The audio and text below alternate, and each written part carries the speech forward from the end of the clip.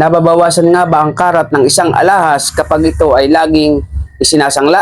At yan po ang ating pag-aaralan sa video natin ito. Lamang ang may alam.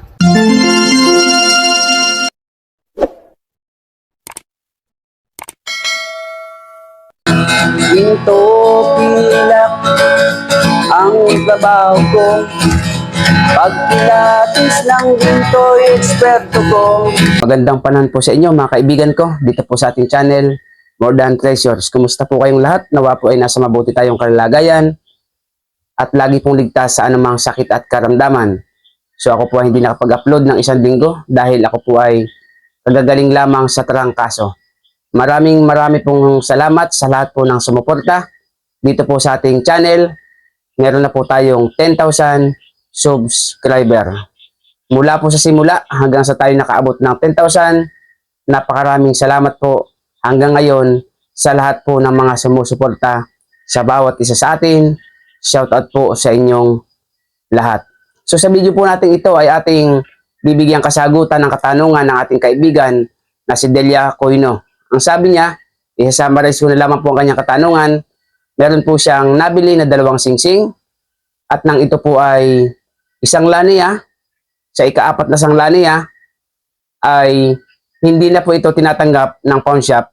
Ayon po sa kanyang pagkakasabi, ito ay lagi niyang sinasangla. Ngunit, nang isangla niya po ito sa ika-4 na beses, ay ayaw nang tanggapin ng pawn shop. Kaya ang tanong po niya, kung ang alahas daw po ba ay nawawala ang karat o nababawasan kapag palagi pong isinasangla. So ito po ang magandang kasagutan natin dyan mga ka-More Than Treasures, na wala naman pong kinalaman ang pawn shop sa pagkakawala po ng karat ng isang alahas. At kailanman, hindi po pwedeng mabawasan ang karat ng alahas kahit ilang beses mo itong isangla. Dahil ang pagsasangla po ay walang kinalaman para bumaba o mabawasan ang karat ng iyong alahas. Kasi ang sabi niya ay hindi na daw po tinanggap nung ika-4 niyang sangla.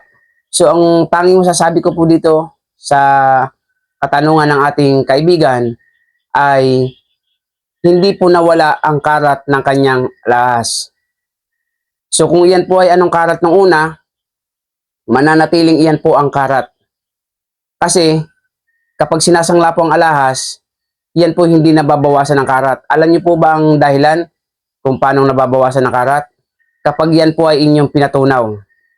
Susubukan nyo lamang po, kunyari wala kayong alam, yung inyong kwintas o singsing, yung kwintas mong putol, alam mong 18K talaga, may tatak, ipatunaw nyo po yan, gawin yung singsing, sisiguraduhin ko po sa inyo, doon po mababawasan o mawawala ang karat ng inyong alahas. Pero yung pagkakasangla po, wala po yung kinalaman sa pagkakawala ng inyong karat. At hindi po ibig sabihin, hindi na po tinanggap sa pawn shop ng ika-4 na sangla, ay nawala po ang karat. Ang may problema po dyan ay ang mga tao ng pawn shop.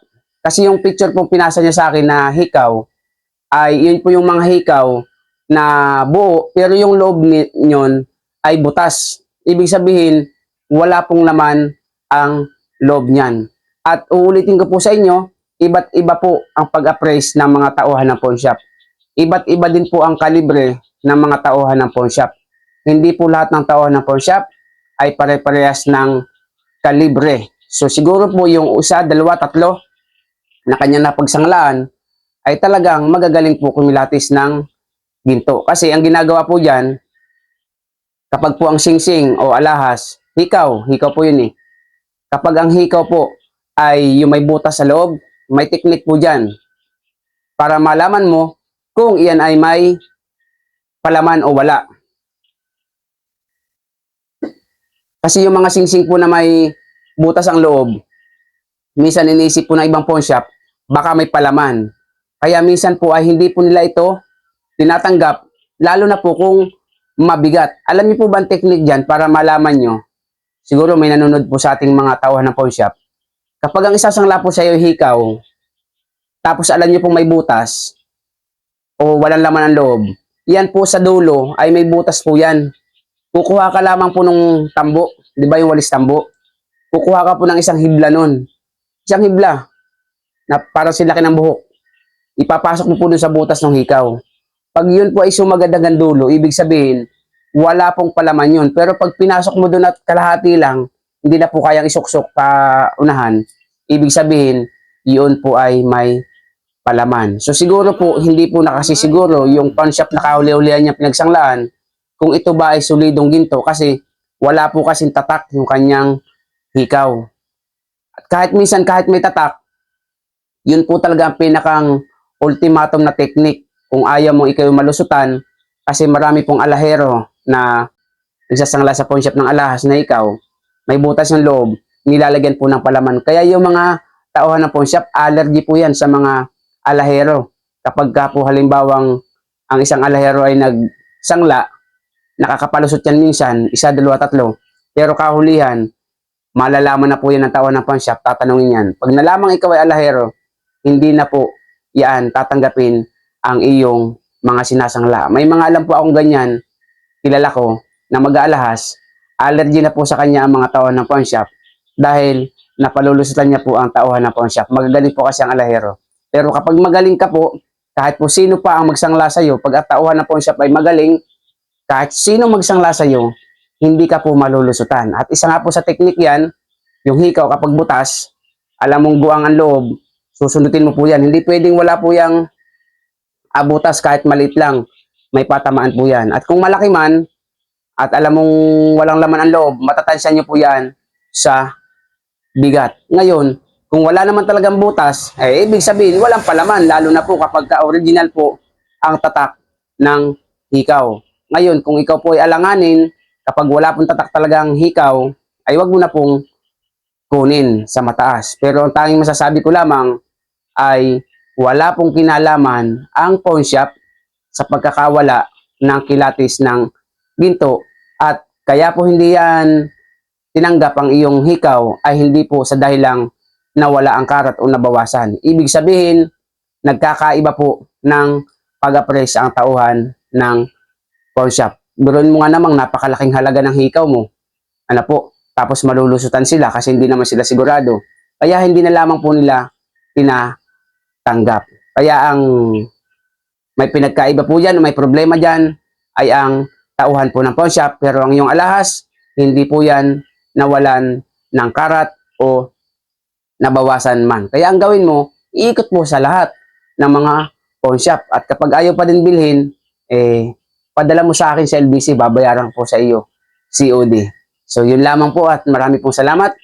Nawa po ay may natutunan kayo sa atin pong video. At sa mga susunod na araw, magla-live na po muli tayo dahil ako po ay kagagaling lamang sa aking kaso. Marami pong salamat. See you on my next video. God bless po.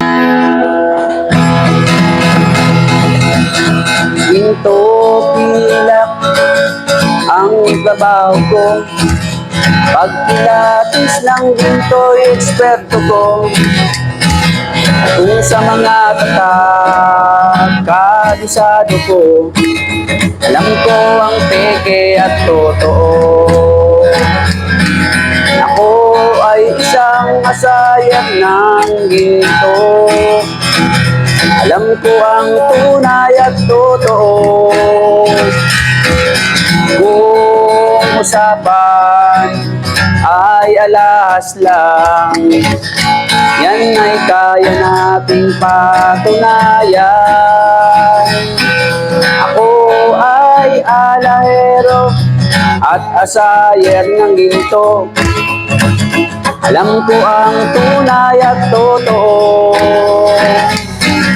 Walang maitatago kung usapan ay ginto, pagkat ang alahero'y eksperto sa ginto.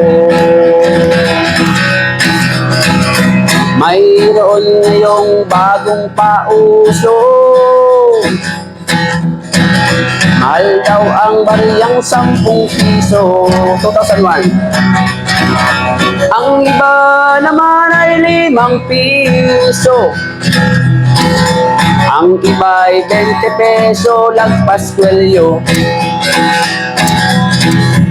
Kung sila'y inyong tawagan, chat ko at kahit reply wala man lang. Pagkat ito ang katotohanan, sa usapang barya sila'y walang alam. Ginto pilak ang trabaho ko, pagpilatis ng ginto'y eksperto ko. At kung sa mga tatak ay kabisado ko, alam ko ang peke at totoo. Ako ay isang asayer ng ginto, alam ko ang tunay at totoo. Walang maitatago kung usapan ay ginto, pagkat ang alahero'y eksperto sa ginto. May mga taong akala mo ay may alam sa pagkilatis ng ginto ay nakikialam, ngunit ang kanilang ginagawang paraan ay napakalayo na sa katotohanan. Ginto pilak ang trabaho ko, pagpilatis ng ginto'y eksperto ko. Kung sa mga katak ay kabisado ko, alam ko ang peke at totoo. Ako ay isang asayer ng ginto, alam ko ang tunay at totoo. Kung usapan ay alahas lang, yan ay kaya nating patunayan. Ako ay alahero at asayer ng ginto, alam ko ang tunay at totoo. Walang maitatago kung usapan ay ginto, pagkat ang alahero'y eksperto sa ginto. Ginto pilak ang trabaho ko, pagpilatis ng ginto'y eksperto ko. At kung sa mga tatak ay kabisado ko, alam ko ang peke at totoo. Ako ay isang asayer ng ginto, alam ko ang tunay at totoo. Walang maitatago kung usapan ay ginto, pagkat ang alahero'y eksperto sa ginto. Pagkat ang alahero'y eksperto sa ginto.